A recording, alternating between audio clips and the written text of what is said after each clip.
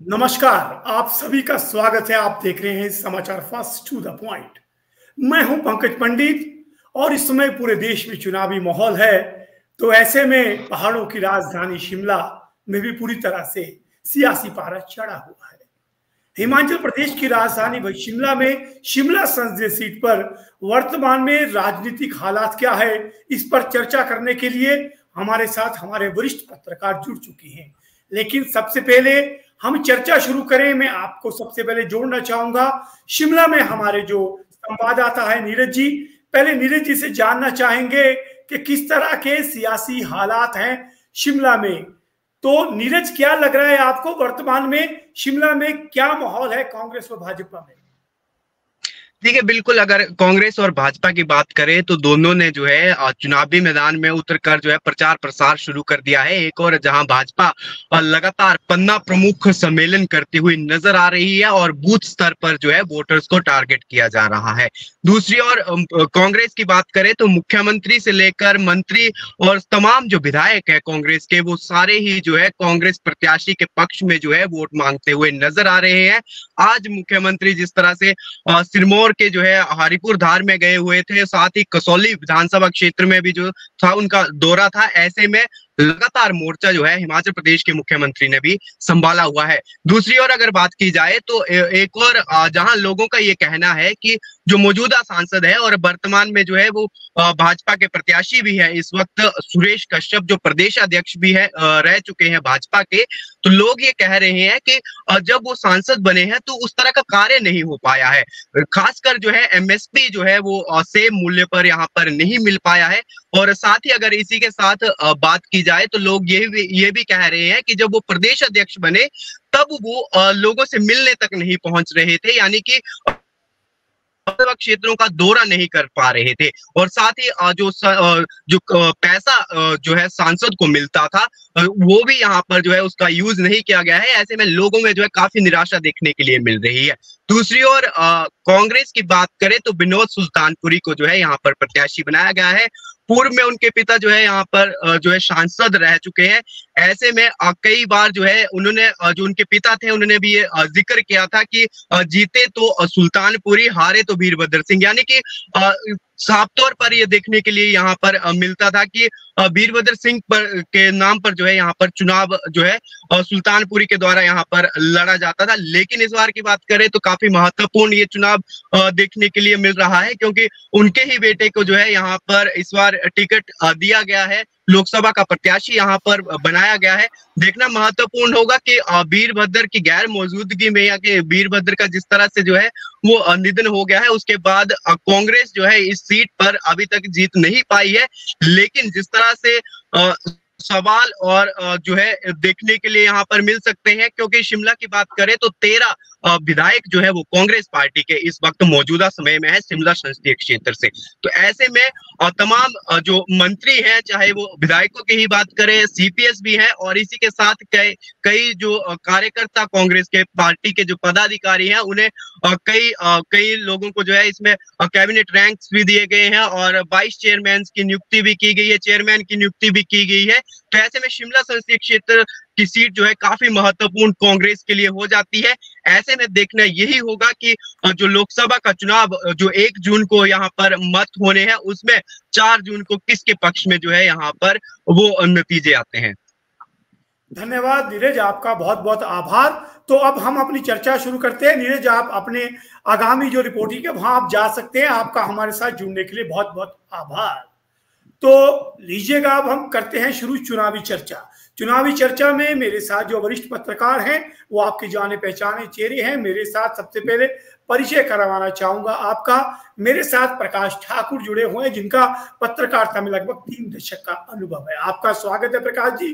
साथ में अजय कुमार है, वरिष्ठ पत्रकार है, 3 दशक से ये भी लगातार खबरें ही लिख रहे हैं और लगातार राजनीतिक चर्चाओं में मशगूल रहते हैं। अजय जी, आपका भी स्वागत। हालांकि शिमला की जब हम बात करते हैं तो निश्चित तौर पर शिमला संसदीय क्षेत्र एक समय कांग्रेस का गढ़ माना जाता था, जिस तरह के नीरज ने बताया।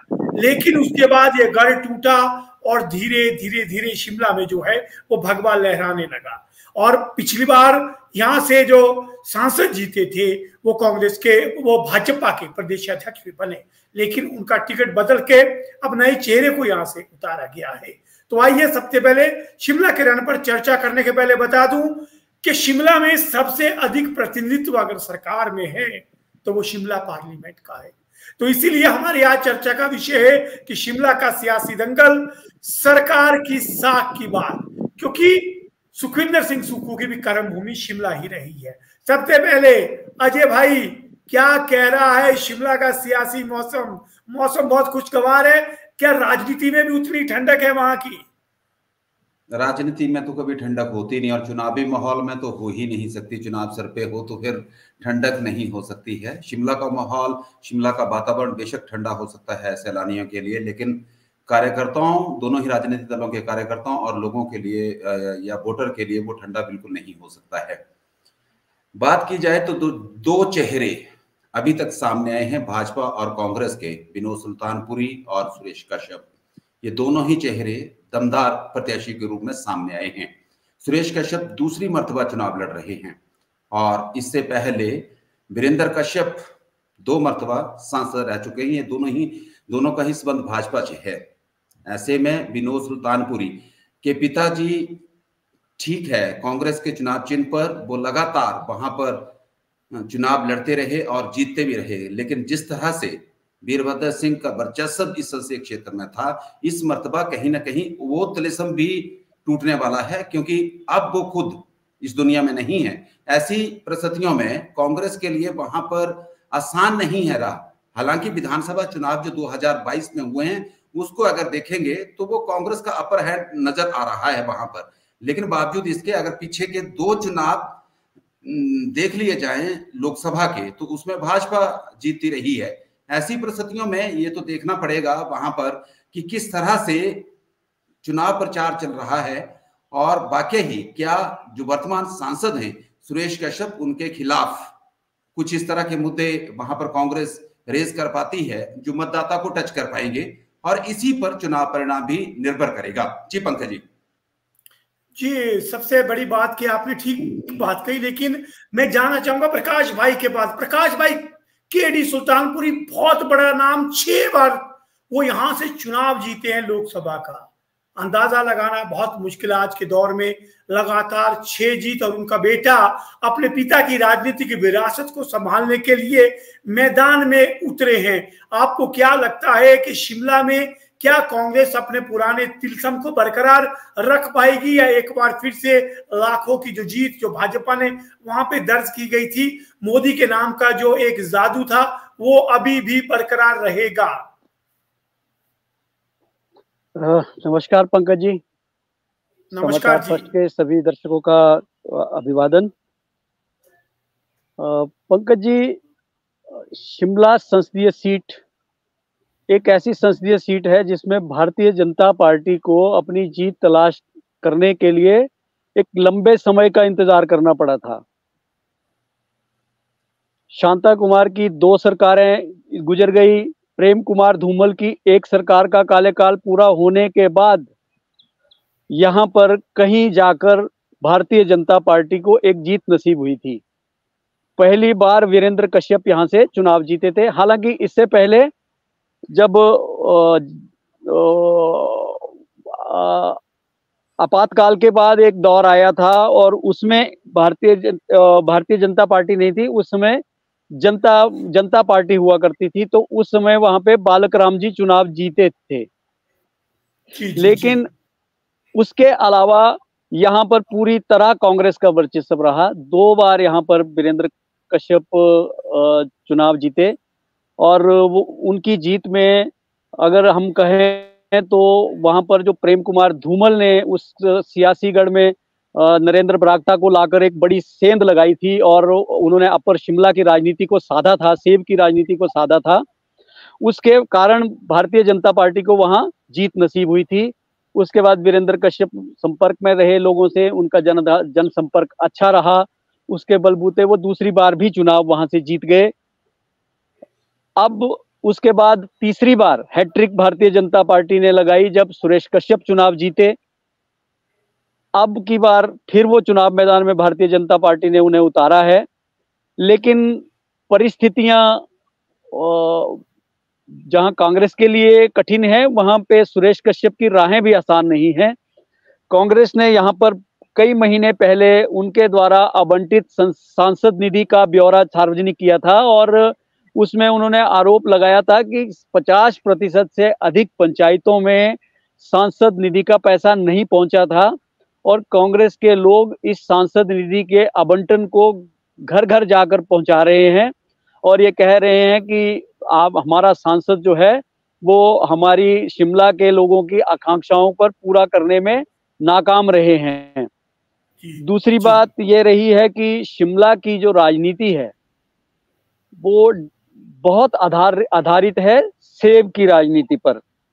और पिछले जब चुनाव हुए थे तो प्रधानमंत्री नरेंद्र मोदी ने हिमाचल में आकर स्वयं उन्होंने कहा था कि वो जो सेब की आयात ड्यूटी है उसको कम करेंगे और उसको बढ़ाएंगे और ताकि जो हिमाचल के सेब को बाहरी जो सेब मिल रहा है एक्साइज ड्यूटी का कम होने के कारण वो जो हिमाचल के सेब को चोट पहुंच रही है, विदेश का सेब हिमाचल में हिमाचल के सेब से आकर सस्ता बिक रहा है, उसकी क्वालिटी भी अच्छी है, उसकी जो मार सेब की आर्थिकों को पड़ रही है उससे बागवान बुरी तरह परेशान हैं, क्योंकि हिमाचल प्रदेश में सेब की जो उत्पादन लागत है जो हमारी भौगोलिक परिस्थितियां हैं उसके कारण बहुत ऊंची है और हिमाचल प्रदेश का जो बागवान है वो ये चाहता था, लगभग 4000 करोड़ रुपए की ये आर्थिकी है और ये बागवान ये चाहते थे कि नरेंद्र मोदी ने जो वादा किया था कि एक्साइज ड्यूटी कम करेंगे, लेकिन वो एक्साइज ड्यूटी बेशक मोदी कहें कि मोदी नाम ही गारंटी है, लेकिन ये जो गारंटी है वो यहाँ पर पूरी नहीं हुई थी। इसलिए बागवान वर्ग में जो है वो पार्टी के प्रति रोष है और जो सांसद निधि का आवंटन है वो एक बड़ा मुद्दा यहाँ पर है। तो इस लिहाज से, और तीसरा यहाँ पर एक पक्ष यह है कि कांग्रेस यहाँ पर जो 13 विधायक हैं और सरकार में बहुत से लोग जिनको भारतीय जनता पार्टी एक मुद्दा भी बनाती है कि बहुत से मित्रों को जो है वो मुख्यमंत्री ने यहाँ पर कैबिनेट रैंक से नवाजा है, जिनका कोई आधार नहीं है और रेबड़ियों की तरह जो कैबिनेट रैंक यहाँ पर बांटे गए हैं। लेकिन सरकार में जो सहभागिता है वो यहाँ पर बहुत अधिक है, तो इसलिए यहाँ पर सरकार की साख बहुत अधिक जो है वो दांव पर है। मैं एक और बड़ा इंटरेस्टिंग आंकड़ा यहाँ पे मेरे सामने आ रहा था कि यहाँ पे सबसे ज्यादा बार जो है वो सोलन का दबदबा रहा है, सिरमौर का, और शिमला संसदीय क्षेत्र होने के बावजूद शिमला जिला की ओर से कोई भी चेहरा यहाँ पे मैदान पे नहीं उतरता है। अगर यहाँ पे राजनीतिक तरीके से बात करें तो वर्तमान में वीरभद्र के नाम पे पूरी सियासत जो है वो शिमला संसदीय सीट की चलती थी। जिस तरह नीरज ने बताया कि यहाँ नारा होता था कि जीते तो सुल्तानपुरी, हारे तो वीरभद्र। एक समय वीरभद्र के नाम पे पूरा शिमला संसदीय क्षेत्र चलता था, लेकिन समय बदला। बिंदल का बहुत बड़ा रोल रहा है सोलन और सिरमौर को आगे बढ़ाने में, और आज मुनी बिंदल के हाथ में जो है भाजपा की कमान है। जो पहले जो प्रदेशाध्यक्ष थे वो मैदान में है, उन्हें हटाया गया प्रदेशाध्यक्ष से, वो और एक अलग मुद्दा है। लेकिन बिंदल की कमान में अजय भाई आपको क्या लगता है कि भाजपा को शिमला संसदीय क्षेत्र में और मजबूती मिली है? शिमला संसदीय क्षेत्र में मजबूती की बात है, सांसद उनका है तो समझ जा सकता है कि वो मजबूत तो हैं, लेकिन विधानसभा की स्थिति देखें और जिस तरह से आप बोल रहे हैं कि सिरमौर में कहीं ना कहीं डॉक्टर राजीव बिंदल जो प्रदेशाध्यक्ष हैं भाजपा के, उनके करने की वजह से मजबूत हुआ है, तो स्थितियां ऐसी नहीं है। स्थितियां ये कहती हैं कि नाहन हो, रेणुका जी हो, पांवटा साहिब हो या शिलाई, में देखा जाए तो बीजेपी के पास तो सिर्फ एक ही सीट है, शिलाई वाली। सुखराम चौधरी जीते हैं 8596 मतों से। तो मुझे नहीं लगता कि बिंदल को इस तरह से प्रस्तुत किया जाना चाहिए। और जो परिस्थितियां हैं वो ये हैं कि जो कांग्रेस के लिए यहाँ सुखद है स्थितियां, क्योंकि उनके मंत्री यहाँ से लाभ लश्कर है, 13 विधायक जीत करके आए हुए हैं। उस तरह से अगर देखा जाए तो सुरेश कश्यप के लिए सांसद निधि और सेब की जो एमएसपी है, इसके अलावा जो गिरिपार का हाथी का मुद्दा है, वो भी सांसद को कहीं ना कहीं परेशान करने वाला है, क्योंकि सांसद इससे पहले सुरेश कश्यप ये कहते रहे हैं कि हाथी समुदाय को हमने जनजातीय का दर्जा दिलवाया है, और इस सारी परिस्थितियों के बीच वहां पर इस इशू को लेकर के दूसरे लोग जो हैं वो नाराज रहे हैं। और हाथी अजय भाई, थोड़ा सा अजय भाई, मैं 1 मिनट एक बात कहना चाहूंगा आपसे कि हाथी समुदाय निश्चित तौर पे केंद्र सरकार तो इसका श्रेय ले ही रही है, तो कहीं ना कहीं हाथी समुदाय, आपको लगता नहीं है कि भाजपा को इसका ज्यादा लाभ होगा? दूसरा, राजीव बिंदल वहां प्रदेशाध्यक्ष है, तो उनकी साख दांव पे है। नहीं, साख दांव पे जरूर होगी, लेकिन उनका महिमा मंडन उस तरह से नहीं किया जा सकता कि उन्होंने वाकई ही वहां कांग्रेस को हर तरफ से घेर दिया है। ऐसी स्थितियां नहीं लगती हैं। अगर ऐसा होता तो विधानसभा चुनावों में इतना सफाया भाजपा का ना हुआ होता, क्योंकि एक शिमला संसदीय क्षेत्र है जहां पर भाजपा इस तरह से साफ हुई है जैसे मंडी में कांग्रेस साफ हुई है। ऐसी परिस्थितियों में कैसे कहा जाएगा कि बिंदल बहुत ही सक्षम हो गए और उन्होंने भाजपा को वहां पर इतनी बड़ी जीत दिला दी? देखिए, दो भाजपा के, एक पूर्व और वर्तमान प्रदेशाध्यक्ष का जो है कॉम्बिनेशन, वो कितना रंग वहां पे दिखाएगा वो अलग मुद्दा है, लेकिन हाथी समुदाय के मुद्दे पे पूरी तरह से भाजपा फ्रंट फुट पे खेलती है, क्योंकि जिस तरह से वो कहती है। पंकज जी, खेलती है। मैं यही कह रहा हूं कि हाथी समुदाय के इशू को लेकर के सांसद सुरेश कश्यप जो है वो बार बार अपनी डुगडुगी बचा चुके हैं उसको लेकर के, एक उपलब्धि के तौर पर। लेकिन इन सारी परिस्थितियों के बीच ये जगजाहिर है कि हाथी समुदाय को जनजातीय दर्जा दिए जाने के बाद वहां पर उसका बड़े पैमाने पर विरोध हुआ और कई दिनों तक वो नोटिफिकेशन जारी नहीं कर पाई केंद्र सरकार। तो उसका भी खामियाजा भुगतना। जी, उसके एंटी इफेक्ट भी थे, उसके प्रदर्शन हुआ। तो अब वर्तमान में देखा जाए तो पूरी सरकार शिमला का प्रतिनिधित्व करती है। शिमला में अगर देखा जाए तो विक्रमादित्य और वीरभद्र परिवार का अपना एक अलग जो शिमला ग्रामीण क्षेत्र है, और पूरा शिमला लगभग रोहित ठाकुर वहां से हैं, हर्षवर्धन चौहान वहां से हैं, धनीराम शांडिल वहां से हैं। तो बहुत बड़ा लाव लश्कर जो है वो कांग्रेस का शिमला में बैठा हुआ, और खुद सुखविंदर सिंह सुक्खू की कर्मभूमि शिमला में रही है।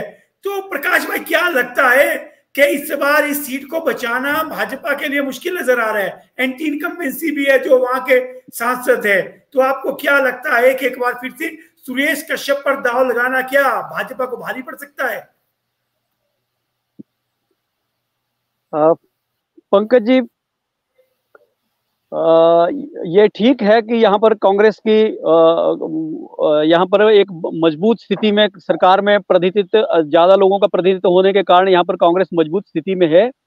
लेकिन एक बात यहाँ पर एक और भी गौर करने लायक होती है कि कांग्रेस बेशक सरकार में मजबूत है, लेकिन संगठनात्मक दृष्टि से कांग्रेस कहीं पर भी भारतीय जनता पार्टी के मुकाबले खड़ा नहीं होती। भारतीय जनता पार्टी में सबसे बड़ी खासियत जो है, चाहे विधानसभा क्षेत्र में वो उनका रूलिंग विधायक हो या हारा हुआ विधायक हो, जहां से उनकी सीट कभी ना आई हो, लेकिन संगठनात्मक ढांचा भारतीय जनता पार्टी का हर विधानसभा क्षेत्र में खड़ा है और हर पोलिंग बूथ तक खड़ा होता है।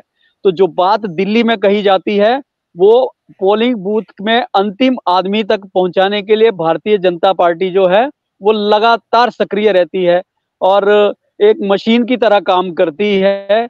मतलब एक दिल्ली में जो कमांड अगर कहीं से दी जाए तो वो बूथ स्तर तक पहुंचे, इसका भारतीय जनता पार्टी में बराबर फीडबैक लिया जाता है और जवाबदेही भी सुनिश्चित की जाती है, जबकि कांग्रेस में वो स्थितियां नहीं रहती। पर प्रकाश जी, विधानसभा चुनावों में भी तो वही उनका संगठन था, वही पन्ना प्रमुख थे, वही पूरा था, लेकिन उसके बावजूद इतने बुरे हालात वहां पे हुए। तो निश्चित तौर पे कहीं ना कहीं आपको लगता है कि जो भाजपा है जितना कागजों पे संगठन को दिखाती है, विधानसभा चुनावों में वो परफॉर्म नहीं हो पाई चीजें, तो संसदीय चुनाव में भी कहीं ना कहीं ये डर तो भाजपा को होगा ही ना। पंकज जी, जो हिमाचल प्रदेश की राजनीति है वो कर्मचारियों पर भी बहुत डिपेंड करती है। मुख्यमंत्री, हालांकि भारतीय जनता पार्टी की सरकार की इतनी बुरी परफॉर्मेंस नहीं रही थी, लेकिन मुख्यमंत्री जयराम ठाकुर के जो कुछ बयान, जैसे कर्मचारी जब ओल्ड पेंशन स्कीम की बात को लेकर आंदोलित थे तो उसमें मुख्यमंत्री ने जो एक बयान दिया कि जाओ लड़ लो, चुनाव लड़ लो और पेंशन ले लो, उस जो एक बयान ने कर्मचारी राजनीति में एक ऐसा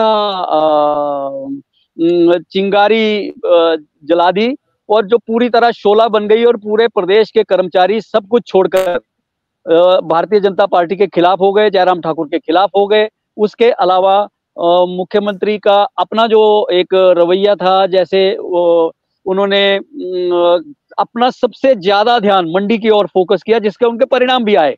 मंडी जो लोकसभा क्षेत्र है उसमें उनकी स्थिति बहुत अच्छी है। कांगड़ा में उनको उन्होंने वो तवज्जो नहीं दी, उनको हार का सामना करना पड़ा।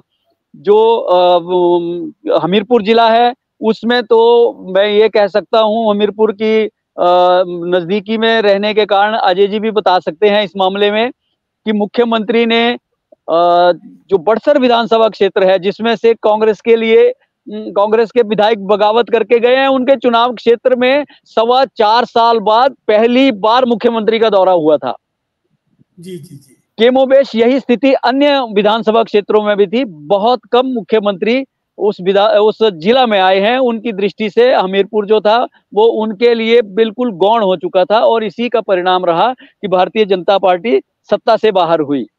और शिमला प्रकाश भाई, निश्चित तौर पे विधानसभा और लोकसभा के मुद्दों में अलग होता है, वोटिंग पैटर्न भी अलग देखा। जैसे हम दिल्ली में देखते हैं कि लोकसभा में वो भाजपा के साथ चलते हैं, जबकि विधानसभा में भाजपा का खाता खुलने की भी नौबत नहीं आती। तो अजय जी, एक बड़ा तगड़ा नारा भी सिरमौर से निकला था, जोइया मामा मंदा नहीं, उसने भी एक बहुत आग लगाई थी पूरे के पूरे राजनीतिक आंदोलन में। लेकिन आपको क्या लगता है, कांग्रेस सुख स्थिति में है? लोकसभा चुनाव में शिमला में सुख स्थिति में नजर आ रही है आपको? पंकज जी, देखा जाए आंकड़े तो यही कहते हैं कि बड़ी सुख स्थिति में कांग्रेस वहां पर है। और जिस तरह की परिस्थितियां हैं उसमें आप देख लो, रोडू विधानसभा क्षेत्र है, 19,000 ज्यादा मतों से मोहनलाल ब्राक्टा वहां से जीते हुए हैं। विक्रमादित्य शिमला ग्रामीण से वहां पर जीत करके आए हैं, 13,860 मतों से वो जीते हुए हैं। तो ऐसी कोई परिस्थिति वहां नजर नहीं आती है जिसको लेकर के ये कहें कि कांग्रेस वहां दुखद हालात हैं। लेकिन जिस तरह से सरकार इन 1.5 सालों में चली है, वर्तमान सरकार, उसकी करनी और कथनी में जो अंतर दिखा है लोगों को, उसका भुगतान तो शिमला संसदीय क्षेत्र में भी करना पड़ेगा। विक्रमादित्य सिंह का आपको याद होगा, पिछले दिनों इस्तीफा दिया था, सुबह इस्तीफा दिया, शाम को इस्तीफा वापस ले लिया, दिल्ली गए, चंडीगढ़ घूम के आए और जो बगावत कर रहे थे उनके साथ भी वो गुफ्तगू करते रहे। लेकिन बाद में जाकर के वही हुआ कि वो 6 बलि के बकरे बन गए और विक्रमादित्य सिंह चुनाव में प्रत्याशी हो गए। इन सारी परिस्थितियों के बीच इतना आसान नहीं है वहां पर चुनाव जीतना कांग्रेस के लिए। लेकिन जो परिदृश्य बन रहा है वो सुरेश कश्यप को भी कहीं मजबूत प्रत्याशी दिखा नहीं रहा है। एमएसपी सेब का जो इशू है इस बेल्ट में, वो बहुत बड़ा इशू है। और जिस तरह से अंबानी की सेब खरीद पे पिछले साल परिस्थितियां बनी थी और लोगों ने उसका विरोध किया था, लोगों को रेट नहीं मिल पा रहा था सेब का, तो वो भुगतान इस चुनाव में अब भाजपा को करना पड़ेगा। इन्हीं चीजों के बीच या राजनीति की जो परिपाटी चली है कि बदला जाता है, तो कहीं सुरेश कश्यप के लिए को उस दबाव से ना निकलना पड़े कि बदलाव की लहर पे सवार ना हो जाए मतदाता संसदीय क्षेत्र शिमला का। जी, अब सबसे अहम बात जिसने पिछले चुनावों में भी जो है वो बड़ी अहम भूमिका निभाई थी इस पूरे के पूरे चुनाव में, वो है मोदी मैजिक। तो सबसे पहले प्रकाश भाई, मैजिक इज ऑन और गॉन?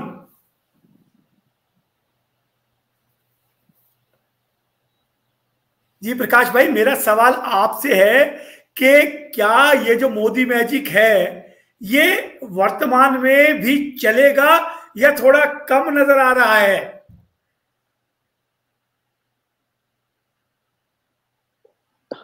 पंकज जी, मोदी मैजिक की जो बात की जा रही है वो उसी पर तो सारी सेब की जो राजनीति है वो उसी पर आधारित है। मोदी जी का शिमला संसदीय क्षेत्र के लिए और सेब बेल्ट के लिए सबसे बड़ा जो वायदा था वो एक्साइज ड्यूटी कम करने का था, लेकिन वो एक्साइज ड्यूटी तो कम हुई नहीं है।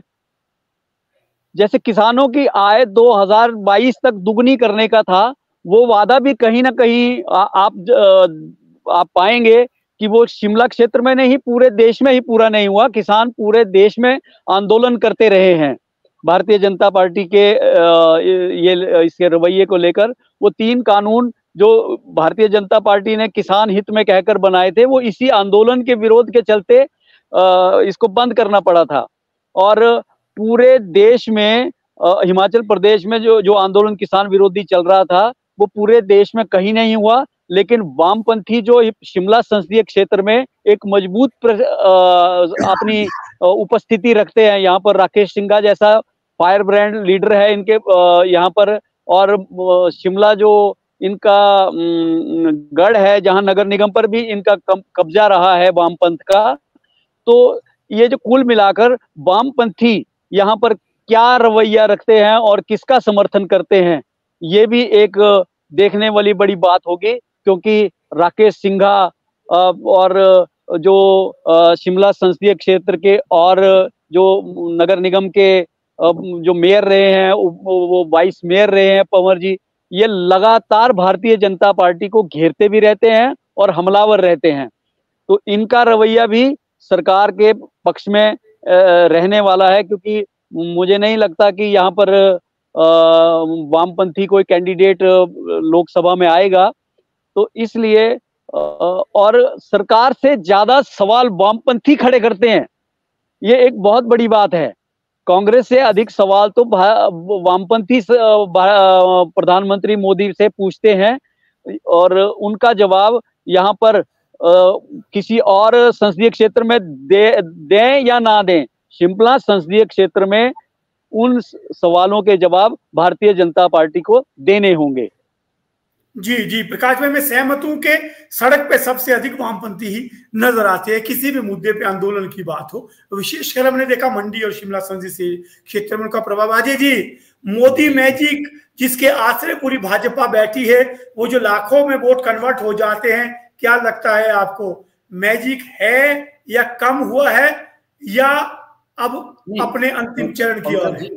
पंकज जी, मोदी मैजिक की बात ऐसे है कि मोदी का मैजिक चलेगा कि नहीं चलेगा ये तो समय बताएगा। कम तो जरूर हुआ है इन 10 सालों में, ये तो साफ है कि अब मोदी का मैजिक उस तरह से नहीं चल पाएगा कि मोदी का चेहरा दिखा करके आप किसी को भी प्रत्याशी दे दो और वो चुनाव जीत जाएगा। सुरेश कश्यप दूसरी बार चुनाव लड़ने जा रहे हैं, ऐसे में सांसद निधि का सही बंटवारा क्यों नहीं हुआ, उसका जवाब उनको ही देना होगा। उसका जवाब मोदी या अमित शाह आकर के नहीं दे सकते हैं। मजेदार बात यह है कि इस सारी 13 विधानसभा क्षेत्रों में, इस पूरे संसदीय क्षेत्र में अगर आप देखेंगे तो सोलन, कसौली और पच्छाद, ये 3 विधानसभा क्षेत्र हैं जहां से कांग्रेस और भाजपा प्रत्याशी देती है। इसके अलावा इस संसदीय क्षेत्र से प्रत्याशी किसी को नहीं मिल पाता है। ये अपने आप में बहुत रोचक फैक्टर है कि क्यों इन्हीं 3 से प्रत्याशी मिलेंगे। वरिंदर कश्यप, उनका मैं वो कह रहा था अजय भाई के नाम शिमला सीट है, लेकिन शिमला से आज तक कोई व्यक्ति नहीं खड़ा। दबदबा सबसे अधिक सोलन का रहा है। शिमला से वीरभद्र सिंह एक मरतबा वहां से चुनाव लड़े हुए हैं 1962 से 2 मरतबा रहे हैं, 1962 और 1967 में।